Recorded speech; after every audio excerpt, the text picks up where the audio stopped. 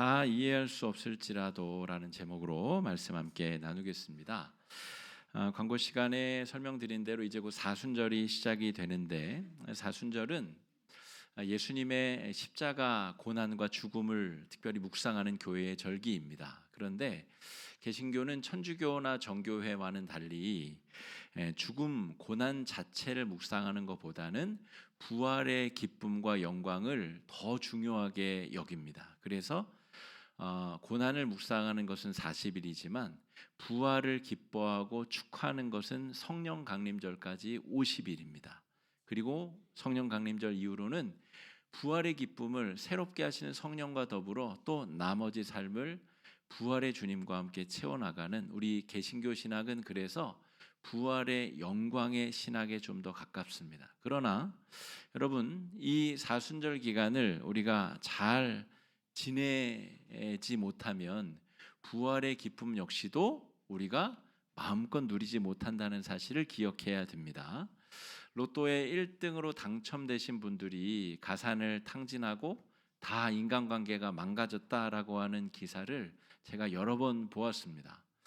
왜 로또에 당첨, 그 정말 귀한 행운을 얻은 사람들의 인생이 왜 그렇게 망가질까를 제가 개인적으로 좀 생각해 봤더니, 그 행운으로 얻은 돈에는 응당 사람들이 그 정도의 가치를 모으기까지 들어가야 되는 땀의 결실, 노력, 그 수고가 배제된 그 결과만 있기 때문에 쉽게 들어온 돈이 쉽게 나갈 수밖에 없겠구나. 또 쉽게 돈이 나가면서 돈만 사라지는 것이 아니라 인간관계도 망가지고 자신이 그동안 유지해왔었던 여러 가치관들도 함께 붕괴될 수밖에 없겠구나라고 제가 생각해 보게 되었습니다.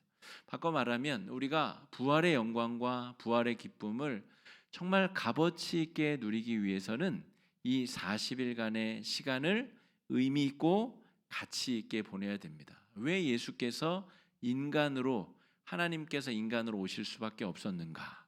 왜 인간으로 33년간을 살다가 아주 허무하게 무참히도 십자가 위에 달려 돌아가실 수밖에 없었는가에 대한 묵상이 있어야, 부활을 하려면 죽음이 전제되어야 되지 않습니까? 죽어야 부활을 할 것 아니에요. 그러니까 이 사순절의 기간을 잘 보내야 부활의 기쁨과 영광을 더 은혜롭게 보낼 수 있다라고 하는 것이죠. 교회는 전통적으로 사순절이 시작되는 수요일 전에 사흘 전이 주일입니다.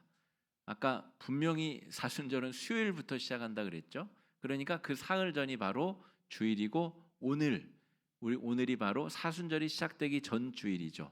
교회에서는 전통적으로 이 주일을 산상변모 주일로 지켰습니다.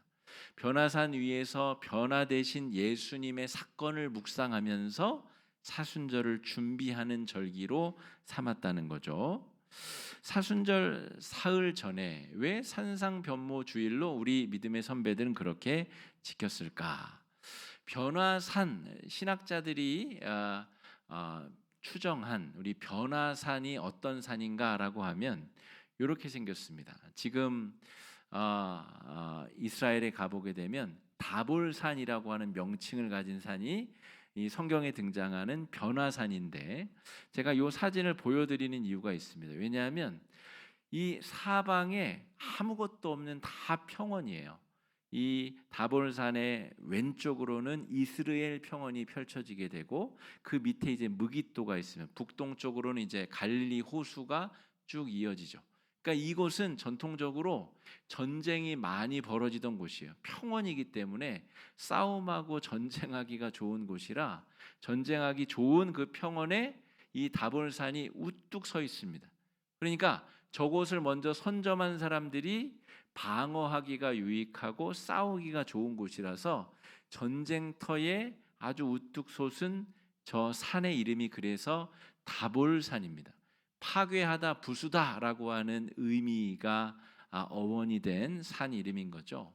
다볼이라는 말은 이 테바르라고 하는 동사에서 파생된 말인데, 이것은 이스라엘 사람들은 누구나 다 알고 있는 위대한 전투에서부터 이 이름이 출발되었습니다.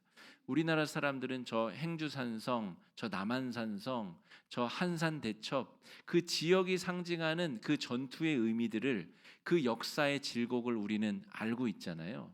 근데 저 이스라엘 사람들에게 저 남한산성 그러면 저 항몽한장을 했었던 그런 산성인지 모를 것 아닙니까? 마찬가지로 이스라엘 사람들에게 있어서 다볼산이 갖는 의미는 무엇이냐면, 이스라엘 사사들 중에 네 번째 사사, 여자 사사 드보라가 가나안 왕 야빈의 군대를 물리친 아주 위대한 전투가 있었던 산이 바로 저 다볼산입니다. 그 전투 때문에 저 산의 이름이 다볼산, 처부수다, 부수다라고 하는 의미의 산이 되었다는 거죠. 당시에 이스라엘 사람들은 청동기 문화도 없었습니다. 그러니까 그냥 몽둥이 같은 거 들고 전쟁터에 나가던 상황이었고, 가나안 왕 야빈이 드보라에게 맞섰을 때에는 철병거 900승을 가지고 왔습니다. 지금의 저 당시의 철병거를 지금으로 표현하자면 K9 자주포 뭐 이런 겁니다. 탱크, 자주포, 철갑을 두른 전차를 이끌고 왔다는 말인데, 이스라엘 군대는 몽둥이 같은 거 들고 곡괭이 같은 거 들고 지금 전쟁하러 나간 거예요. 어떻게 이길 수가 있겠어요?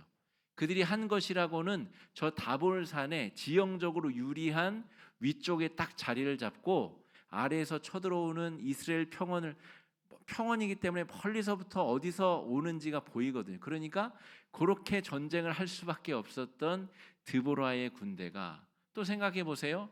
저쪽은 이 가나안 왕 야빈이잖아요. 이쪽은 여자 사사란 말입니다. 그러니까 나라를 이끌고 군대를 지휘하기에 우습게 보일 수 있는 여성 지도자가 이끄는 군대를 하나님께서 들어서 가나안 왕 야빈의 철병거 900승을 처참하게 파괴하신 곳이 바로 저 다볼산이라는 거죠.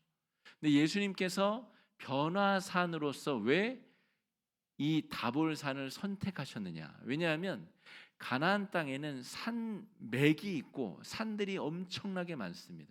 예루살렘도 높은 곳에 위치한 성읍이죠.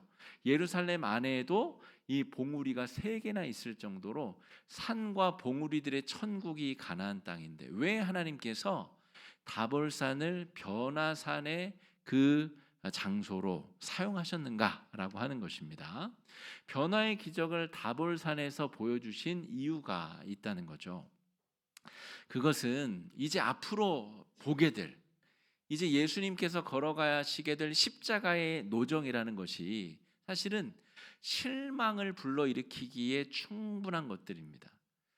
사람들이 기대한 것은 다윗 왕처럼 위대한 전투력을 가지고 지혜와 용맹을 가진 위대한 용장을 원했는데, 예수님이 가시려고 하는 길은 로마 군인 대제사장의 졸개들에게 붙잡혀 가지고 매 맞고 침뱉음을 받고 십자가에 달리기 전에 가죽 채찍으로 정말 거반 죽기까지 매를 맞은 다음에 벌거벗겨서 나무 십자가에 달리는, 유대인으로서는 상상할 수 없는 처참한 죽음을 맞이하게 될 것이 예수님이 가시게 될 길이라는 거죠.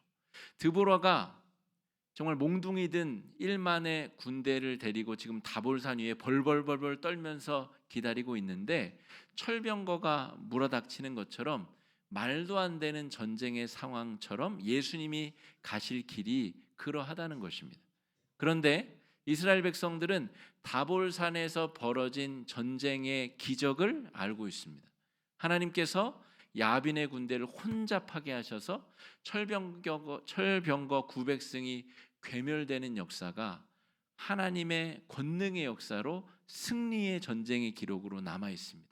그러므로 예수님께서 지금 다볼산에서 변화의 모습을 보여주시는 것은, 앞으로 너희가 보게 될 것이 무엇이든 내가 참혹하게 처참하게 십자가 위에서 능멸을 당하며 죽게 될지라도 그것이 저주와 실패와 좌절이 아니라 하나님의 궁극적인 승리라는 사실을 선포하고 또 웅변하고 계시는 내용입니다.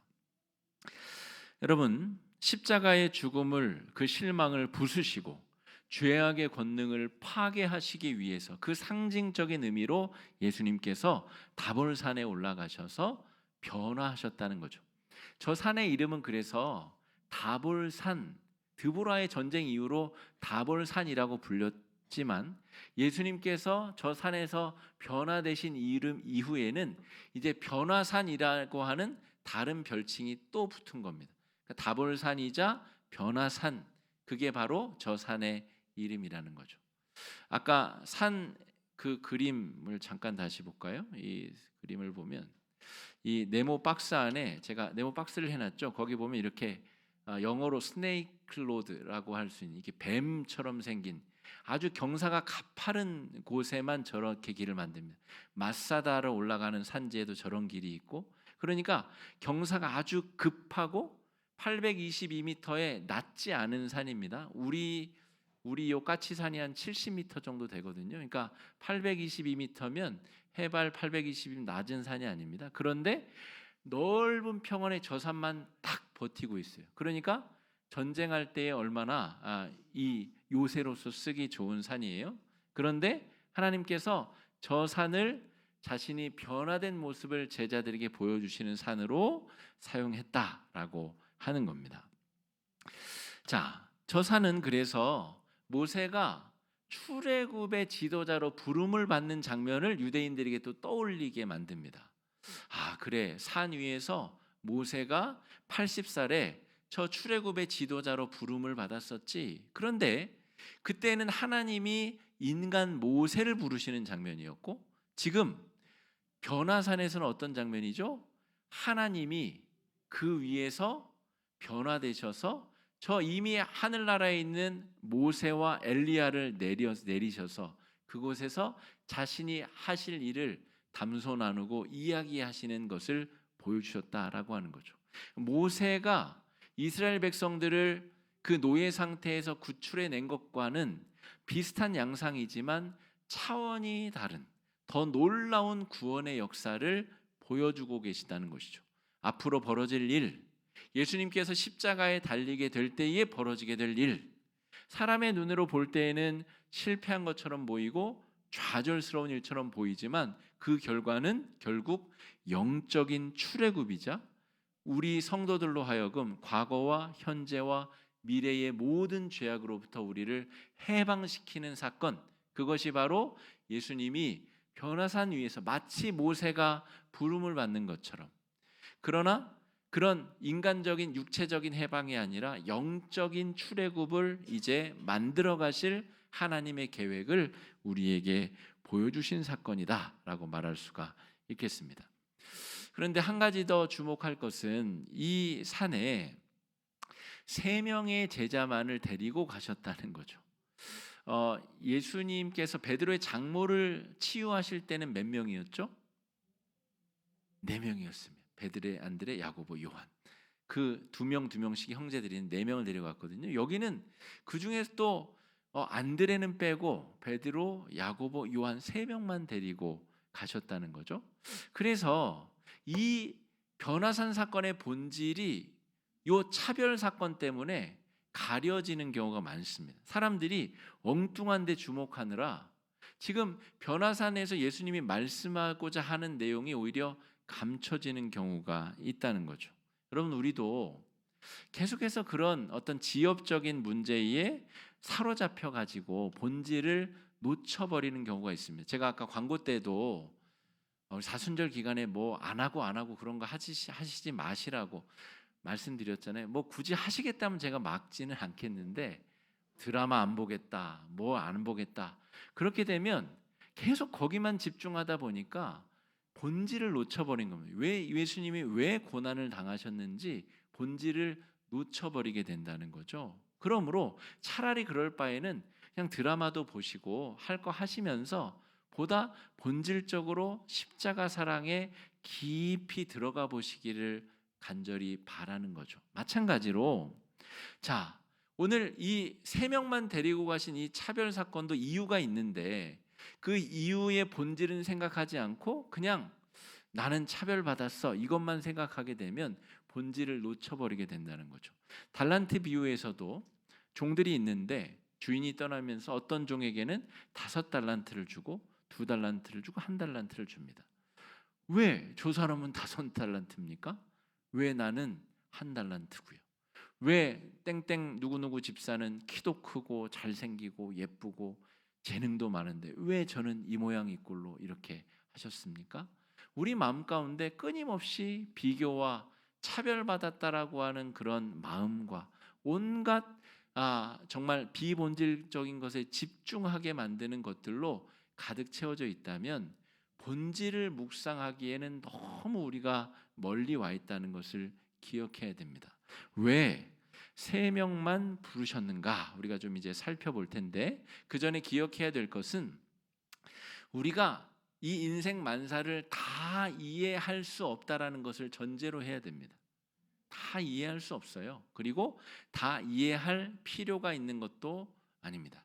제가 먼저 사역했었던 부교육자로 사역했었던 교회에 같은 동료 부목사 중에 아주 인생의 어려운 질곡의 문제를 겪은 부목사가 있었어요.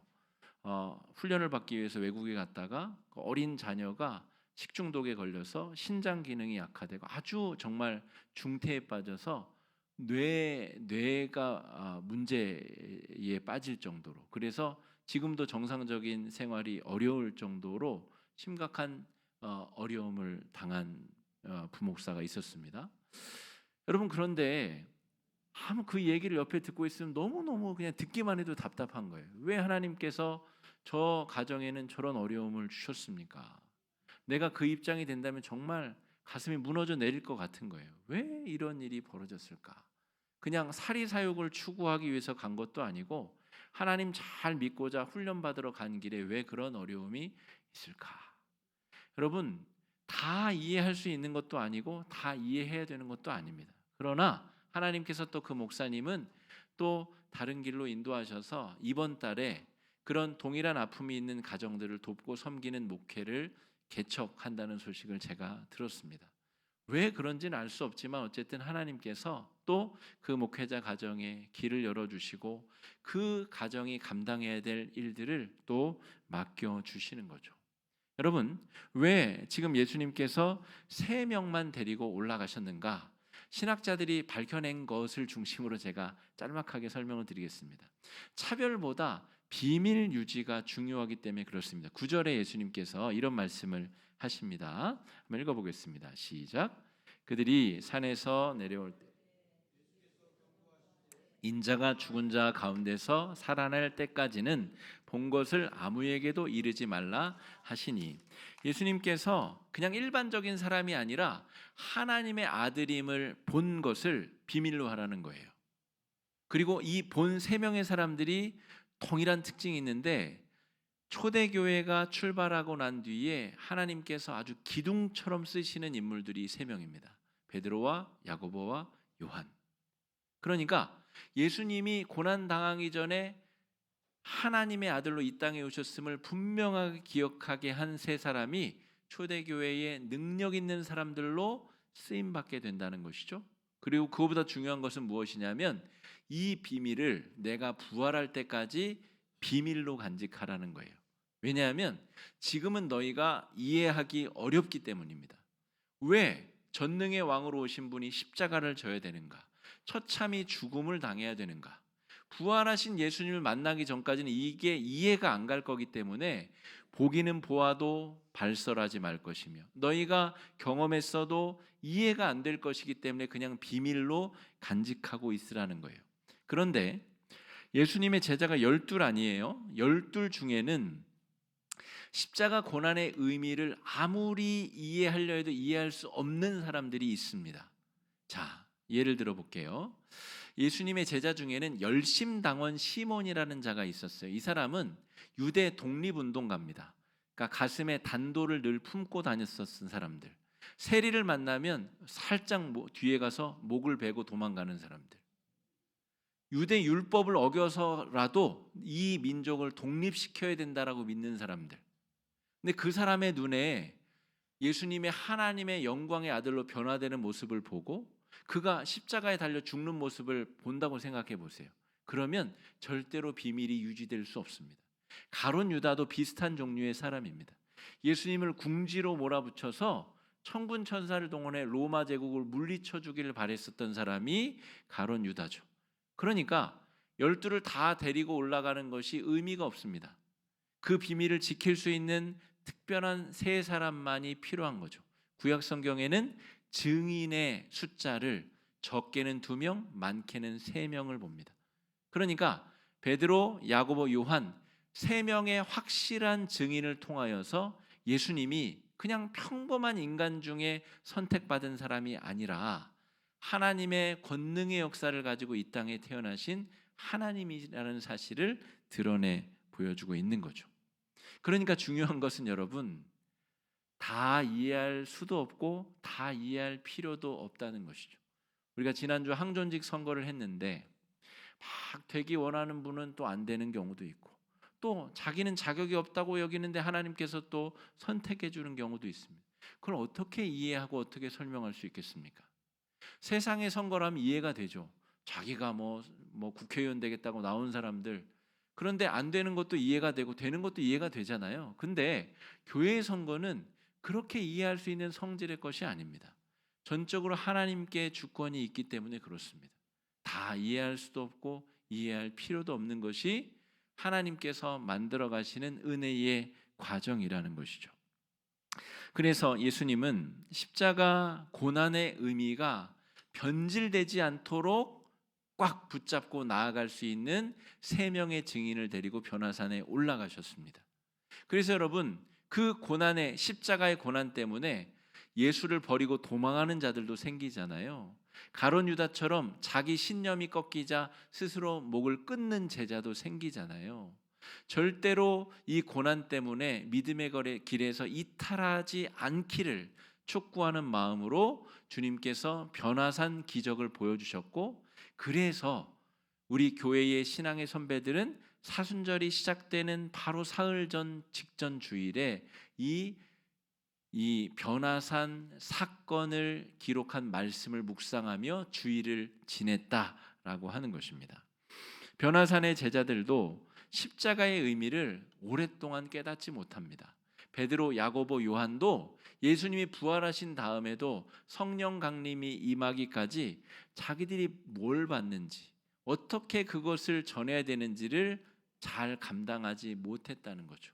그러나 우리 믿음의 후배들은 예수님이 변화산 사건을 보여주시고 십자가의 여정을 쭉 걸어가신 이후에 죽으시고 부활하시고 성령을 보내준 이 사건이 이제 한눈에 들어오게 되면 하나님께서 하나님의 일을 어떻게 만들어 가시는가를 짐작할 수 있게 됩니다.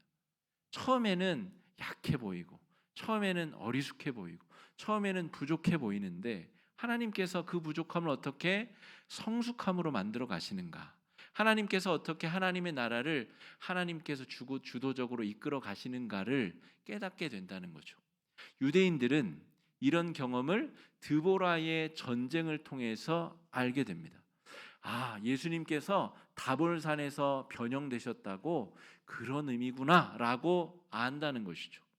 약자를 들어 강한 자를 부끄럽게 하시는 하나님, 약해 보이는 십자가를 통해서 죄인들의 죄의 올무를 끊어주시는 하나님을 대번에 본능적으로 알아차릴 수 있다는 것입니다. 여러분, 사순절이 또다시 찾아왔습니다. 그냥 금욕해야 되는 시간이 아니라 내가 나에게 생명의 구원을 주기 위해서 이 땅에 오신 예수님을 만나야 되는 시간이고, 그 예수님과 함께 우리는 부활의 능력, 구원의 은총을 경험하는 은혜를 누리게 될 것입니다. 이 수요일부터 시작되는 사순절을 여러분 의미 있고 가치 있게 보내보시면 좋을 것 같습니다. 별일이 없으시면 수요 저녁 기도회에 다 오셔서 함께 참여해 보시면 좋을 것 같습니다. 말씀으로 사순절을 여시고 40일을 말씀으로 여러분 묵상하며 행동으로 참여하며 지내보시기를 간절히 주님의 이름으로 촉구합니다. 다 이해할 수 없을지라도 미리미리 감사할 수 있는 신앙이 되시면 좋겠고, 다 감당할 수 없을지라도 하나님께서 감당할 능력과 힘도 주시고 은혜도 주신다는 믿음을 가지고 힘차게 앞으로 전진하고 나아갈 수 있는 우리 성도님들 되시기를, 그런 사순절 첫 주가 되시기를 주의 이름으로 축복합니다. 이 시간에 말씀 의지해서 함께 기도하겠습니다. 기도하실 때에 주님 사순절을 또 새롭게 시작합니다. 이 기간 동안 연약해 보이는 십자가 안에서 영광의 부활을 발견하게 하여 주시고 약한 자를 들어 사용하시는 하나님의 권능의 은총을 바라보며 누릴 수 있게 해달라고 이 시간에 함께 기도하며 나아가겠습니다. 기도하겠습니다.